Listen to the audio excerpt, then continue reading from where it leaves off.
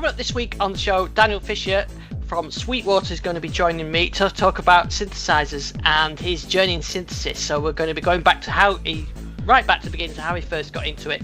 We'll be talking about his evolution in synths, how he got into the whole thing of programming synths, sound design. He's going to give us some great tips if you're playing live, especially with covers bands, recreating those classic sounds, how he goes about doing that. And I think you're going to really enjoy this chat with Daniel, so let's get straight to that. Daniel Fisher, welcome to the show. Hello.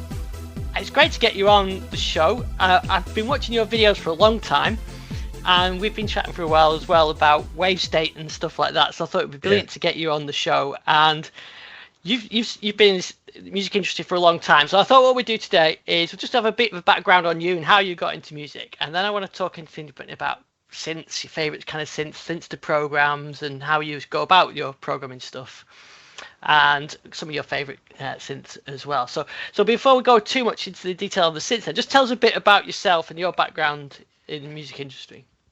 Okay, mine starts pretty early. I was 5 years old.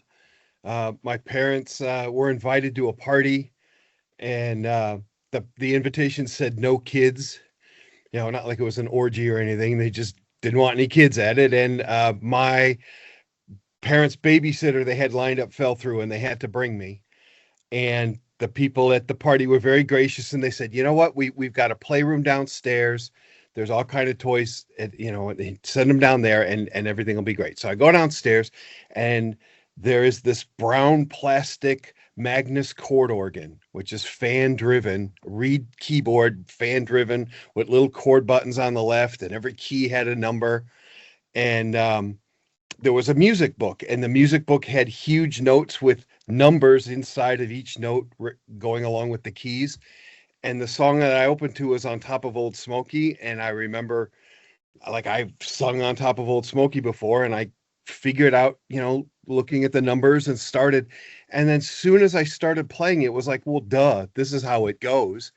And I just started playing. And then I turned to the next page. I think it was Camptown Races. And I did that one. And, this is 1967. So it was a while ago. And people started coming downstairs because they heard me playing. And a horseshoe of people came around watching me play. And then my parents came down. And the look on their faces, watching all these people watching me play. And at the time, and I clearly remember this, even though I was 5, I clearly remember thinking, this is stupid. Like I'm just pressing the key that's the number. And I'm just pressing the keys that are so obvious. I couldn't figure out why everyone thought it was such a big deal. And so I said to my parents, can I please have one of these? And they said, well, we'll borrow theirs. We'll ask if they can borrow theirs and if you stick with it, then we'll get you one, and which I did, and they got me one, and they started with lessons. There was a church nearby, and I started taking B3 lessons from a nun in the full penguin outfit, and it was a completely black B3, so you couldn't see any brown wood on it, and I learned how to start it up and everything, and I learned all about the drawbars, and there are all these books showing all the different drawbar settings for each instrument, and they asked what kind of music I wanted to do, and I wanted to do pop music. So I was doing 60s and 70s pop music.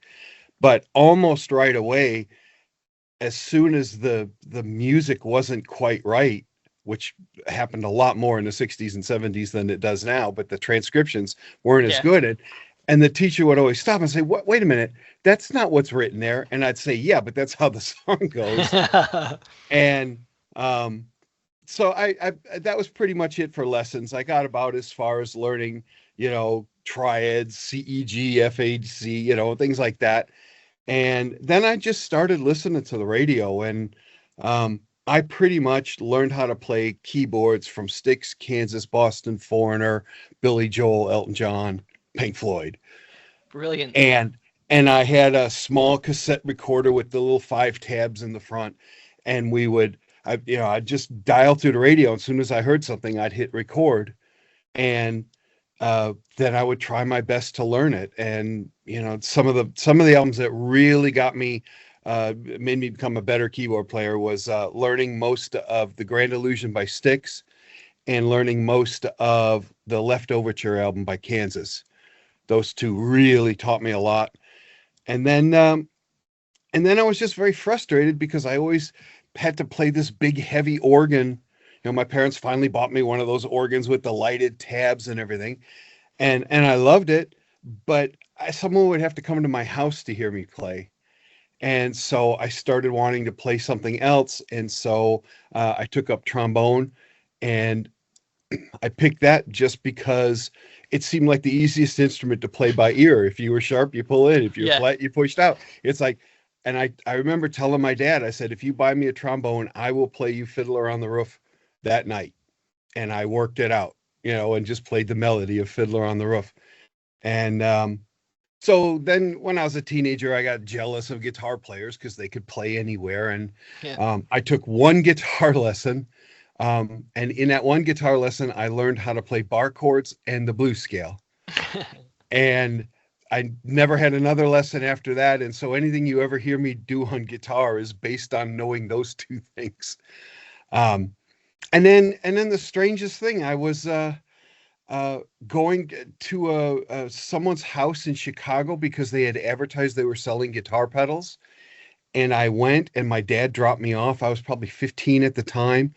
And there was this broken combo keyboard in the garage with them. And I said, "Oh, you got a keyboard?" And they're like, "Yeah, it's broken." And in just one of those things that changed my life, when it was time for my dad to pick me up, I called him and said, "Yeah." And I said, "Oh, yeah, and there's this broken combo keyboard here." And my dad, who was a systems engineer at Motorola, showed up with a tool belt and a volt ohm meter and literally opened that thing up and fixed it in front of these guys. And then they said, "Here, Dan, try it." And I did my Styx, Kansas, Boston. And these guys are like, "You want to be in a band?" And they were all 21 plus. And I was 15. And I ended up in this band that played at bars. And I was 6'2" at the time. And I usually walked into the clubs holding several of the toms. And then during breaks, I would just stay way out of everybody's way. And I never tried to get drinks or anything. But it was amazing being 15 and like coming home at 2 a.m. with $100 bill in your pocket, especially in the mid to late 70s. It was fantastic. And so I kind of never went back to guitar. It's just something I play for fun and to demo something. But that was my start in keys. And I suppose the organ, beginning on an organ rather than a piano, is where that synthesis comes in, because you've got the active synthesis of an organ. And I was lucky in that the Lowry organ that I had so many tabs that are things that we would now consider synthesis parameters. So I had control over attack, and the decay was actually called release. They kind of mixed those up back then. But I had control over vibrato, and the volume pedal on the organ had switches on either side. One did wah-wah, and the other did a half-step downward pitch bend. And so now I'm doing pitch bends, and I'm doing wah-wah. And then it had reverb settings, and it had a built-in Leslie. So I understood what was going on with a Leslie speaker. And I also learned to do pedals. And so to this day, I can do a walking jazz bass line while playing. And but that really did make me much better at synths than perhaps starting on piano. The one thing I can't do, I get customers calling, "Hey, which key bed, which 88 note weighted key bed do you prefer?" And the answer is none. It's like, if I can't do a rapid 2-finger hi-hat trill, I don't want that keyboard. If I can't do an organ gliss, I don't want that keyboard. So I just have no use for weighted keyboards. Yeah, it's funny. You come to I started. My granddad had a Hammond organ, and so when we used to visit the weekends, even when I was like maybe 5 or 6, I just to sit and plonk about on this keyboard, the Hammond, and that's where my love of synthesizers came in from. That I think if he had a piano, it might have been something totally different. But so then, when you got into sort of your professional life, then how did you get into synthesizers and actually developing sounds and selling and all that kind of synths? So again, it's because of my dad. He worked for Motorola, and they were celebrating an anniversary. It might have been a 100-year anniversary or something, and they made a record to celebrate it. And it celebrated from the times when Motorola made police car radios a long, long time ago, and up to current. But the soundtrack to the album was all synthesis. And I don't know why it struck me as the way that it did, but my dad said, listen to that. The sound you're hearing out of those speakers was never sound until just now. It came out of the synth, it went into a recorder, the recorder went to an album, the album went to the needle finally, that's the first time you're hearing the sound of that. I don't know why that, it was like, wow. And so one of the things, a father-son thing we used to do was he'd give me a couple bucks and we'd go to flea markets or garage sales. And so with my couple of bucks, I was always looking for albums or cassettes that had the word synthesizer on the back or had a picture of a synthesizer on the front. And so I didn't know who the groups were. I just started buying albums whenever I could and just listened. And pretty soon, I had my chance in 76, 77 to try a Micromoog. And there was this band that had one. And at the time I was playing this Gibson Holiday organ. It was a chopped down Lowry organ in a case that came with pedal boards and a dedicated power amp speaker that connected with this huge cable, like old military cable, multi-pin. And so I had that in the Micromoog, and my first show in 1977, I think, I did the opening to 2112 with a Micromoog, and I used the ribbon to do doo, doo, doo, and then I had white noise slowly going in the background. And then the other thing I did with it, that show, was we were doing I Just Want to Make Love to You, and and the live version is a back and forth between two guitarists, and we did a back and forth between guitar and synth, and I was pretty much hooked after that. Plus it all made sense to me. I had been reading about synths, never touching one, and I used to cut out pictures of synths and glue them in a scrapbook. So when I actually got in front of a synth, I kind of knew what to do, and it's always seemed like I kind of just know what to do. I can't entirely explain it, but like I was born to synthesize, Yeah. And that sort of followed you around because you do these great videos now where you go into sound design and everything else. And is that something you've always done? No, I just wanted to play, and then I was getting 2 degrees at Berklee College of Music, one in music production and engineering and one in music synthesis, and I needed a job, for money. And I was working at a Radio Shack, and I did learn a lot of stuff from working at Radio Shack, but I really wanted to do more with the synthesis. And so I started my own company, and I thought it was very clever at the time, but it was called Systems Exclusive, MIDI Systems Exclusive, and had exclusive in italics, and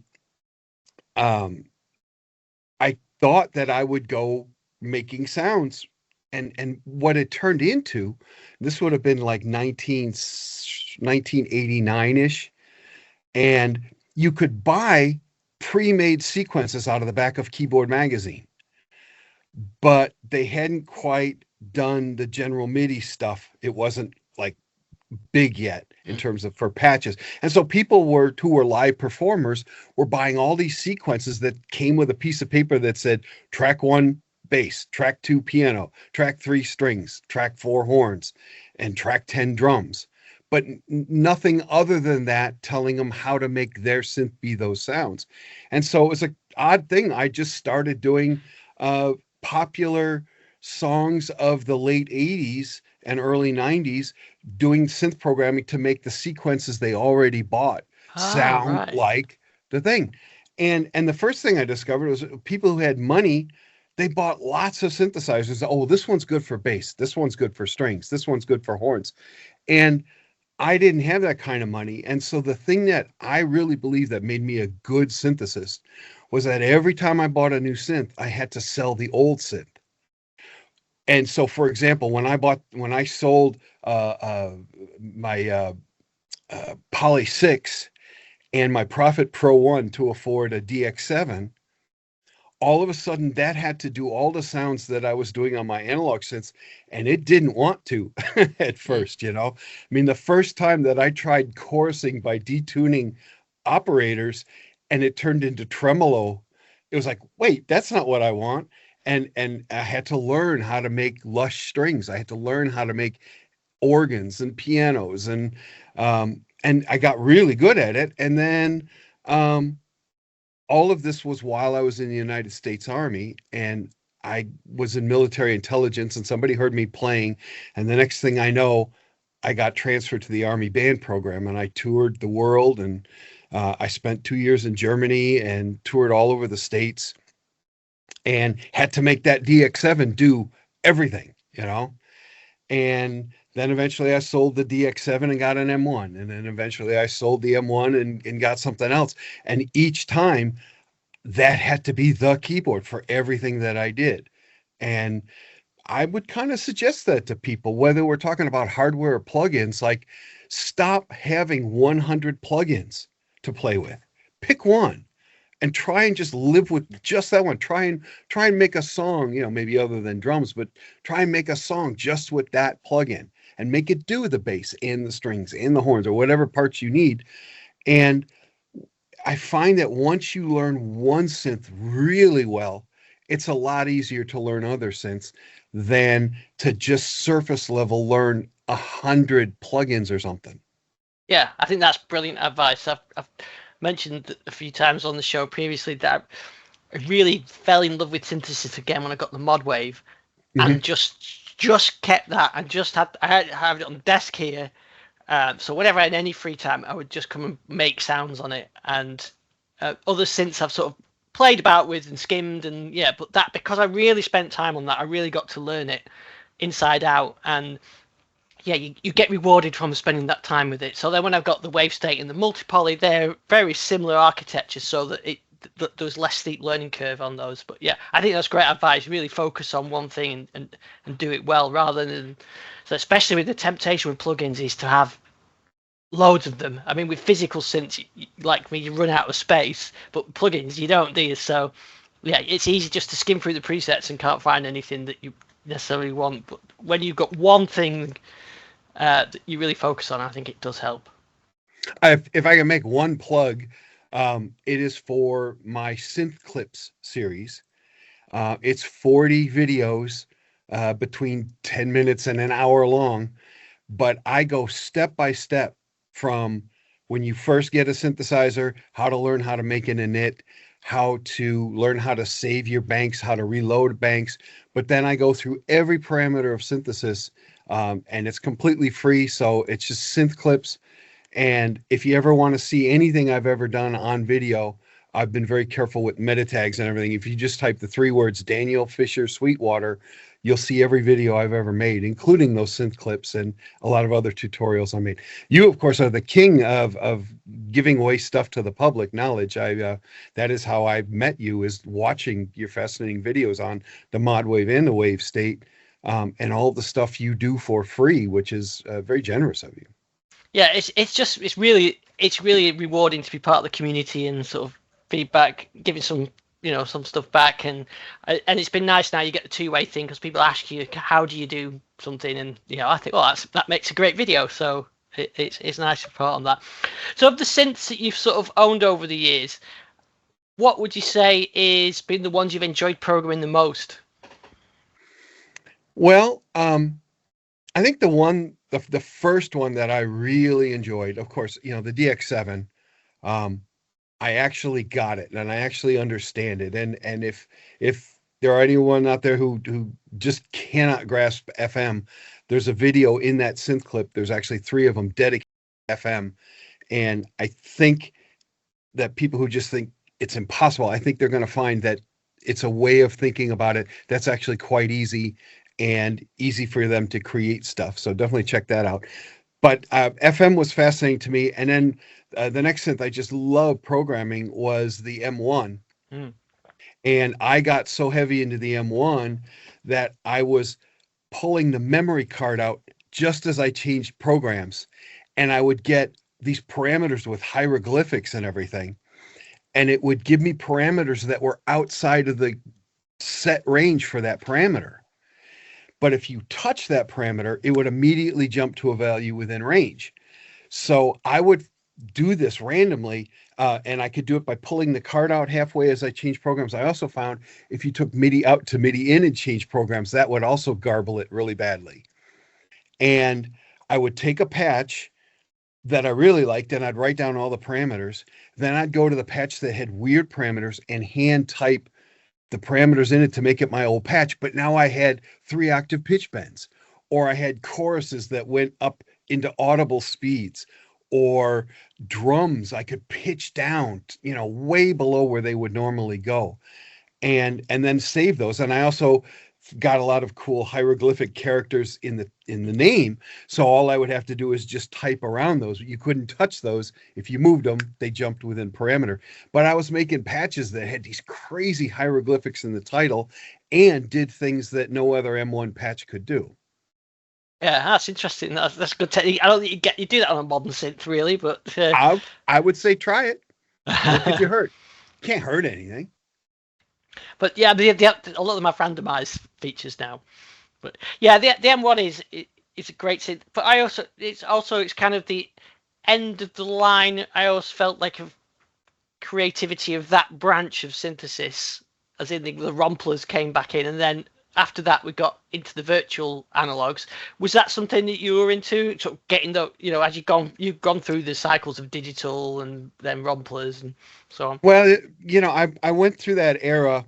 I remember I had the what was it? The Poly 6, which I loved a lot. And I remember a couple of years later trying the Poly 61 because it had MIDI. And I was so excited. And there was like, what did they do to the synth? The life was gone from it. And I remember just thinking that's not the same synth, even though it's, kind of the same numbering system. And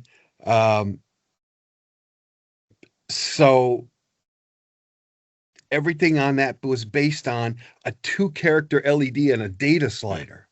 And I always say that there was this gap in young synthesis, and I blame all of these synths that had a 2-digit LED and a slider for programming. We lost for a number of years, we lost a knob for every parameter. And I think that's all of a sudden when, we started having hundreds and hundreds of presets instead of 32 presets. And synthesis became choosing the sound that was closest to what you want and making it a little brighter and darker and calling it your sound. And it kind of, in a way, wasn't until the virtual synths came back that we actually started, at least on a screen, seeing all the knobs again. But, if you're someone who plays in real time, moving 2 or 3 or even 4 knobs at once, to do something, couldn't do that on a mouse. And in the early days, they didn't have those MIDI controllers and the ability to CC to every knob on a virtual. So it really was not helpful to the cause of synthesis for a while. And then, when the analog started coming back, I was thrilled to death, not only because of analog coming back, but more than that there was a knob for every parameter again. And that was just very exciting. Yeah, I know what you mean. I got an MS-2000, which is up there when it first came out, and it had my previous since all digital. I started with a DX100, so to get that, it was like, wow, this is amazing. It's got all the knobs like they used to have, and it's kind of, even though it's got 4-note polyphony, I still kind of treasure that because it had that effect. And now we're spoiled for choices. We've got actual sequentials and Oberheims and everything else, which kind of, I suppose, do you think we're in sort of a bit of a golden age now with modern synthesis? Yeah, I'm really happy with everything. I mean, I'm really happy with all the analogs that's coming out. I'm really happy with all the digitals coming out. I'm happy with all the plugins. I love that there's a hardware with an accompanying plugin. That's fantastic. Best of both worlds. Yeah, I was going to ask you, because it's a bit of a sort of the age-old debate, really, isn't it? Plugins over hardware. Are you a hardware guy? Are you a plugin guy, or are you both? I've always been a hardware guy. Because I want to move 4 knobs at the same time while I'm holding keys down. I don't want to be on stage with a laptop open. I know that works for some people, but I would feel very odd having a laptop on stage. I have a Hammond organ, I have a synth, and that's my show, and that's my part in a band. And I just, I wouldn't want to have to leave for a break and leave my laptop on stage either. No one's walking away with a 61 key keyboard, but I'm not leaving a laptop on stage, at some bar or something. So I've just always been a hardware guy. Obviously I can work plugins. But if I had my choice, I go to hardware every time. Yeah, there's something about the tactile, isn't it? I do find a combination of both works, but especially for sound design, I like the hardware. And then when you're actually recording tracks, then the virtual version, that's where you said that one way you can get both. Like on the Wavestate, you've got both. I do the sound design on the hardware, and then when it's ready to do the track one, I'll use the virtual version and freeze up the Wavestate then for the next track, and then you hand that over and so on. That works quite well for me. But yeah, I know some people can work completely in the box, but I do like hardware. And what about the sort of vintage over modern? Are you do you lust after sort of 80s classic synths, or would you prefer say a reissue, or are you not bothered? Well, it all comes down to one thing: capacitors drying out. Parts drying out. Certain synthesizers have circuit boards that weep over, decades, and you have to have them cleaned. And, I don't mind modern analog synthesizers. The only time I would lust after something vintage, if it was like an exact keyboard that I really wanted as a younger musician and couldn't have it, now I can have it, that kind of thing. And I tell people, hey, if you're in a certain kind of band, if you're in a tribute band and you kind of want to try and get the exact keyboard they used, I get all that. And the earlier synths, they're definitely easier to program because there weren't as many options.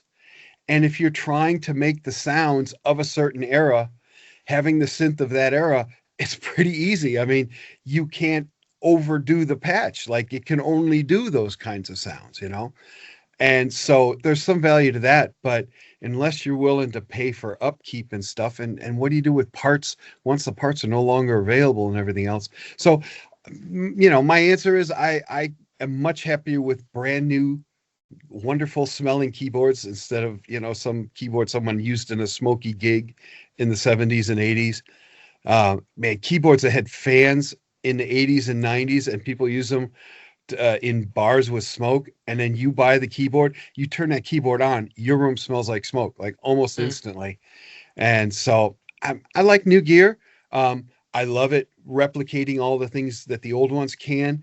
I'm not a fan of limiting a synth to only the things that the old one had. If you can give me new features, even just MIDI and things like that, I'd rather it have some new features and yet still do all the old stuff. Yeah, makes sense. So that brings you up to sort of your current rig. So what's your current rig?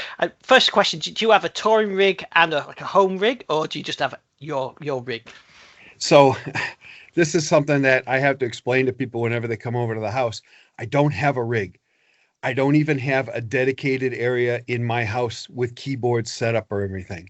Every time I do something, I grab the pieces I need and connect them together. And that keeps changing, whether I'm doing a video trying to teach something or different kinds of bands that I'm in.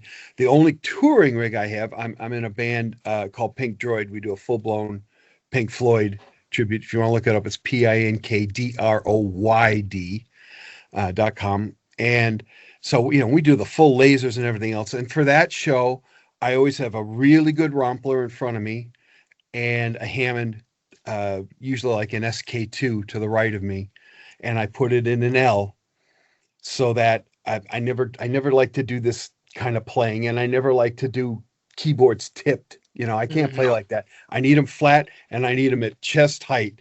And so I have a synth here and an organ here, and that's my rig. And then on the other side, I often have a theremin, which I usually use to control the filter cutoff with white noise going into it. So it's more of a wind generator than a pitch generator. And then my other band that I play in a lot is a funk orchestra, and it's a 10-piece funk band with horns, and I wear a keytar, and I have that with batteries and a wireless, so I'm completely free on that. And the whole point of that was so that I could take it on my Harley. I wanted to do a gig where just something strapped over my back was enough to get to a gig and do it. And so that's my other rig. Oh, that's cool. Yeah.